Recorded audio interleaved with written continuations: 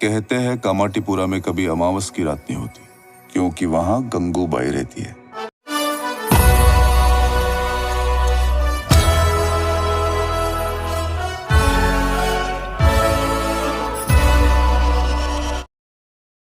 दोस्तों, आप सभी ने तो हाल ही में रिलीज हुई गंगूबाई काठियावाड़ी मूवी देखी होगी। आज मैं आपको मूवी के पीछे हुई सच्ची कहानी बताने जा रहा हूँ।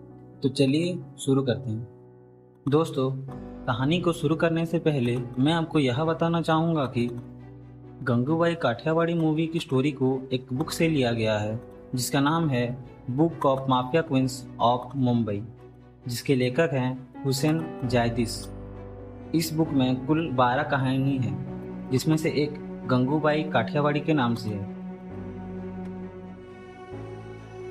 सन 1939 में गुजरात की एक जगह काठियावाड़ी में गंगूबाई का जन्म हुआ था। उनके पिताजी ने उनका नाम गंगा हरजीवन दास दिया था। वो बचपन से एक्ट्रेस बनने का सपना देखती थी, पर वो सपना ही रह गया। गंगूबाई जब बड़ी हो गई और कॉलेज जाने लगी, उनको कॉलेज के एक अकाउंटेंट से प्यार हो गया, जिनका नाम था रमनीक प्लाट। कुछ दिन बाद वो दोनों घर से भागकर शादी कर लिए और मुंबई आ पहुंचे। एक एक्ट्रेस बनने का सपना लेकर गंगूबाई पहुंच गई मुंबई, जहां गंगूबाई को उनके पति ने 500 रुपये में रेड लाइट एरिया के कमाथीपुरा में भेज दिया। रेड लाइट एरिया के कठिन जिंदगी ने उनको एक सख्त महिला बना दिया। उस समय एक प्रसिद्ध डॉन, जिनका नाम था करीम लाला, उस एरिया में राज करते थे, जिसमें कमातीपुरा भी आता था। एक बार एक गुंडे ने गंगूबाई को रेप कर दिया, जिसके बाद वो न्याय मांगने के लिए करीम लाला के पास पहुंच गई। जब करीम लाला को यह बात पता चली तो उन्होंने उस गुंडे को कुत्ते की तरह मार डाला। ये देखकर गंगूबाई बहुत खुश हो गई और करीम लाला को राखी बांधकर भाई बना लिया।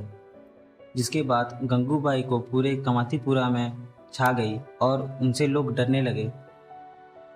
उनके पास धीरे धीरे नए नए क्लाइंट्स आते गए, जिसमें ज़्यादातर अंडरवर्ल्ड माफिया और गैंगस्टर हुआ करते थे। एक दिन आया जब गंगूबाई के पास इतना पैसा आ गया कि वो एक कोठे की मालकिन बन गई और साथ ही एक नई कार ले ली, जिसका नाम था ब्लैक बेंटली। उन्हें बहुत बुरा लगता था जब किसी लड़की को प्रोस्टिट्यूशन जैसे काम के लिए बेच दिया जाता था। ऐसे महिला को वो माँ की तरह ख्याल रखती थी और वो कभी किसी लड़की को ज़बरदस्ती नहीं करती थी प्रोस्टिट्यूशन जैसे काम में आने के लिए। गंगूबाई एक पहली महिला थी जो अलग अलग कोठा फ्रेंचाइजीज खोली थी देश के अलग अलग शहर में। उन्होंने ड्रग्स का स्मगलिंग भी किया था और 60s के दशक में बहुत सारे मर्डर केस में भी उनका नाम दर्ज था।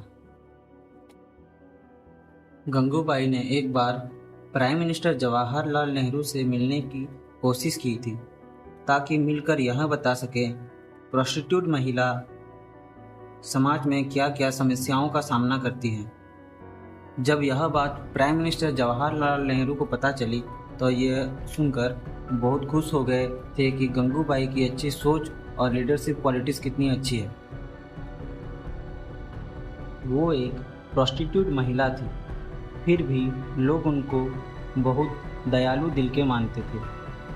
अगर आप आज भी कमातीपुरा में जाएंगे तो लोग उनको भगवान की तरह पूजा करते हैं।